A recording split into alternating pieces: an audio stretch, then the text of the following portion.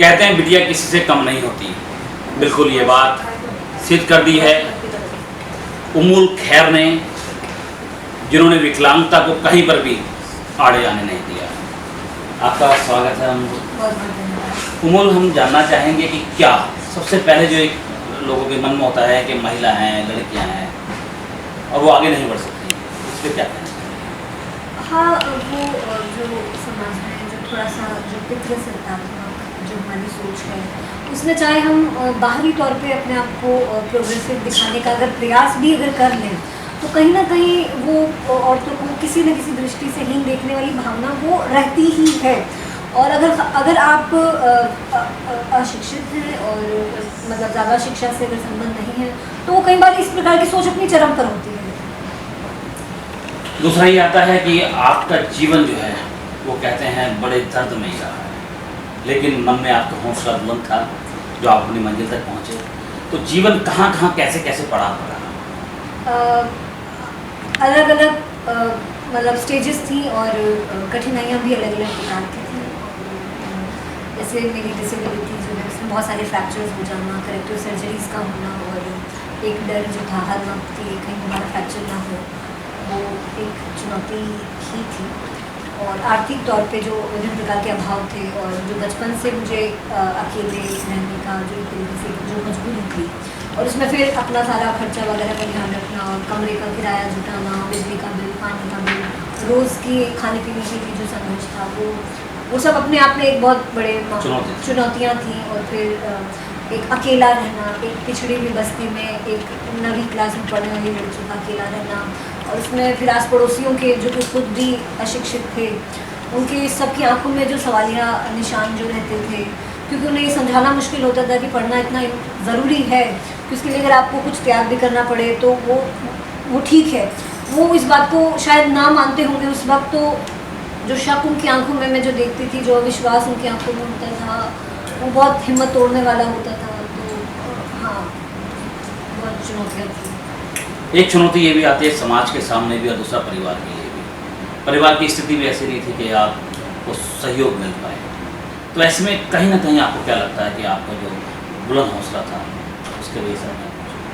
हाँ, हौसला बुलंद था, वो एक लगन थी, लगन पढ़ने की थी, तो उससे हौसला खुद ब खुद बुलंद रहा।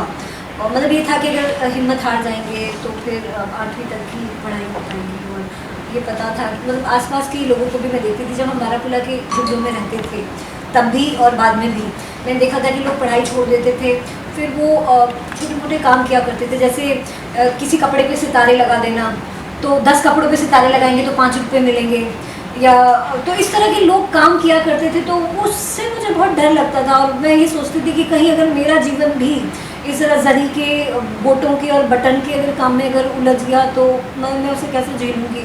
तो उस चीज़ों को देख के जो इंस्पिरेशन मिलती थी कि नहीं, मुझे ये सब नहीं करना और मैं अपना जीवन भर ये सब नहीं कर पाऊँगी, तो वो सब देख के जो जुनून हो जाता था कि नहीं, पढ़ना है, कुछ कर लेंगे, तो उससे बहुत हिम्मत मिलती। आपने गरीबी का वो दलदल देखा है, वहाँ देखा है कि किस तरह से लोग जो है उस मंजिल तक नहीं पहुँच पाए और उस मंजिल को आपने पाया है। तो आपको लगता है कि ऐसे गरीब बच्चों के लिए, ऐसी झुग्गी बस्तियों के लिए भी आपका कहीं ना कहीं कर्तव्य बनेगा, हम सोचें कि उन्मूल जो हैं वो उस तरफ भी कुछ करेंगे? बिल्कुल। देखिए, जो भी सफलता मिली है वो शायद मेरे समाज का ही मतलब एक तरीके से ये मेरा खुशकिस्मती थी कि मुझे ये मौका मिलेगा कि मैं अपने समाज के लिए, अपने लोगों के लिए कुछ भी थोड़ा बहुत जो भी मुझसे मुमकिन हो पाएगा करूँ, कि मैं अपना जीवन समर्पित करूँ। तो मुझे पता है कि जो गरीब बच्चों के जब सपने टूटते हैं और बच्चे बड़े बड़े प्लान बनाने के बाद में दिहाड़ी की मजदूरियों पे लगते हैं, काम करने लगते हैं, तो बच्चों का दिल कितना टूटता है। तो मैं कोशिश करूँगी कि अगर मैं इस तरह के बच्चों की किसी तरह से कोई मदद कर पाऊँ, किसी के सपने को किसी तरह की मजबूती दे पाऊँ, तो लगेगा कि जैसे जीवन सफल हुआ। वो मूल एक बात आती है विकलांगता की। क्या कहते हैं, पहले कहा जाता विकलांगता एक अभिशाप, लेकिन शायद ये किताबों का वो दबाव पन्ना हो गया जिसे आज लोग भूल चुके हैं। आपने वो सब करके दिखाया कि कहीं भी विकलांगता जो है वो आड़े नहीं आती। तो ऐसे विकलांग साथी जिनके मन में कहीं ना कहीं एक सवाल होता है कि हम कुछ नहीं कर सकते, तो उनके लिए क्या कहना चाहेंगे? उन्हें मैं ये बताना चाहूँगी कि देखिए, विकलांगता को सबसे पहली बात कोई अभिशाप आप मत मानिए। और हमें सबसे पहले अपने आप को समझाना पड़ेगा कि विकलांग होना कोई कसूर नहीं है जिसकी वजह से हम हमेशा दबे रहें, डरे रहें, सबके सामने हाथ जोड़े रहें और विनम्र विनीत बने रहें कि रहम मिलता रहे। इस तरह का एटीट्यूड जो है वो सबसे पहले छोड़िए और अपने आप को समझाने के लिए क्या, बल्कि ये सत्य है कि विकलांगता जो है मानव विविधता का एक हिस्सा माना जाना चाहिए और वो एक हिस्सा है। जैसे एक व्यक्ति काला गोरा रंग में हो सकता है, कद में छोटा या लंबा हो सकता है, उसी तरह एक व्यक्ति अपने पैरों से चल भी सकता है और ना भी चले, अपनी आंखों से देख भी सकता है और अगर ना भी देखे तो भी ठीक है। तो ये एक जो समाज का जो निर्धारण है कि ये चीज़ सामान्य है और जो चीज़ उससे हटकर होगी वो असामान्य मानी जाएगी, विकलांग मानी जाएगी, हीन दृष्टि से देखी जाएगी, बेचारापन वाली मानी जाएगी, ये गलत है। तो अब ये मानिए कि विकलांगता भी उसी तरह सामान्य है जिस तरह किसी इंसान के रंग का काला या गोरा होना। तो जब वो चीज़ आप समझ लेंगे तो आप जो अपने आप को अलग, कटा हुआ, अनोखा समझ लेते हैं वो सब बातें खत्म होंगी और उसके बाद में आप अपने मनोबल को बढ़ाएं और विकलांगता से भी आगे ज़िंदगी बहुत है और हिम्मत है तो चीज़ें बहुत आसान हो जाती हैं। तो उस विकलांगता को केंद्र में रख के अपनी ज़िंदगी मत बिताइए। आपने अंतर्राष्ट्रीय स्तर पर जो है प्रतिनिधित्व किया है, कहाँ का किया और क्या अपना उनके लिए आभारी हैं? मैं जापान में 3 बार गई और साउथ कोरिया में 6-7 बार जा चुकी हूँ और हर बार international leadership training programmes, international conferences हुए। उदाहरण के तौर पे 2012 में यूनाइटेड नेशंस के general secretary Ban Ki Moon sir जब साउथ कोरिया आए थे अपने देश में तो उस समय विशेष निमंत्रण से भारत से मैं भी गई थी और उनसे मिली थी। और इसी तरह जापान में 2014 में जब मैंने भारत के युवाओं का वहाँ प्रतिनिधित्व किया था तो उस अंतर्राष्ट्रीय प्रोग्राम में 1 साल का प्रोग्राम था वो, उसके 18 साल के इतिहास में अब तक महज 3 भारतीय चुने गए थे, तो चौथी भारतीय होने का मुझे गर्व प्राप्त हुआ था। तो वो अंतर्राष्ट्रीय जो भी अनुभव रहे हैं उससे बहुत कुछ सीखने के लिए मिला और क्योंकि वो विकलांगता पर ज़्यादातर आधारित रहे तो वो अंतर्राष्ट्रीय स्तर पे जो बेस्ट प्रैक्टिसेस हैं कि किस तरह विकलांग लोगों के जीवन को एक स्वाभिमानी बनाया जाना चाहिए और किस तरह उन्हें आत्मनिर्भर बनाया जाना चाहिए कि वो पूरी ज़िंदगी पिताजी और भैया जी के ऊपर निर्भर रहकर ना रहें। तो वो जो सब जो चीज़ें सीखने के लिए मिली और जो थोड़ा बहुत मैं कंट्रीब्यूट कर पाई तो वो बहुत ही अच्छा अनुभव है। आपकी उड़ान जो है उसमें एक पड़ाव आया 9th क्लास में। उस 9th जो 9वीं कक्षा के अंदर जब आप आए तो 9वीं से 12वीं तक आपको अर्वाचीन का सहारा मिला, तो उस उड़ान के अंदर कितनी महत्वता समझते हैं अर्वाचीन? मेरे स्कूल का बहुत बड़ा योगदान रहा और मेरे स्कूल में बाद में मुझे पूरी फ़ीस कंसेशन दी कि पूरी फ़ीस माफ़ थी और बस का सारा चार्जेस माफ़ थे और यहाँ तक कि जब स्कूल में पता चला था कि मैं नाश्ता करके नहीं आती हूँ और मैं मतलब लंच में भी मैं खाना नहीं लेकर आती थी, भूखी रहती थी, तो फिर मैडम ने मेरे नाश्ते वगैरह का इंतज़ाम, क्योंकि जो नर्सरी क्लास वाला जो डिपार्टमेंट था उसमें बच्चों के खाने का इंतज़ाम होता था, तो मैंने कहा था बेटा तुम्हें जो भी चाहिए होगा, जैसे भी चाहिए होगा, तुम अपने खाने पीने का ध्यान रखा करो, स्पेशल दूध, ब्रेड, जैम वगैरह वो सारे मुहैया हो जाते थे और उसके अलावा जो प्यार मिला स्कूल में वो बहुत महत्वपूर्ण था। आप स्कूल के टॉपर रहे 10वीं कक्षा में भी और 12वीं में भी, आज कुछ टॉपर्स आपसे मिलने भी आए थे, तो कैसा लगा उसके बाद आपने अपनी क्लास के अंदर जाकर देखा कि जहाँ बैठते थे क्या क्या यादें जो है वो पुरानी ताज़ा हुई? उन बच्चों को बहुत बहुत बधाई और मैं आशा करती हूँ कि वो बच्चे अपने जीवन में बहुत शानदार सफलताएँ लेंगे और बच्चों ने जो सपना देखा है वो बहुत अच्छे से पूरा होगा। और मैं अपनी क्लास में जब गई तो वो सारे दिन याद आए जब मैं अपने टीचर के बिल्कुल सामने बैठा करती थी और आंखों का तारा होती थी और टीचर बड़ा प्यार करती थी, तो वो सब यादें अभी दोबारा से ताज़ा हो गई। बिल्कुल लास्ट एक सवाल कि उन छात्र छात्राओं के लिए क्या कहना चाहेंगे जिनका एक सपना होता है IAS बनने का?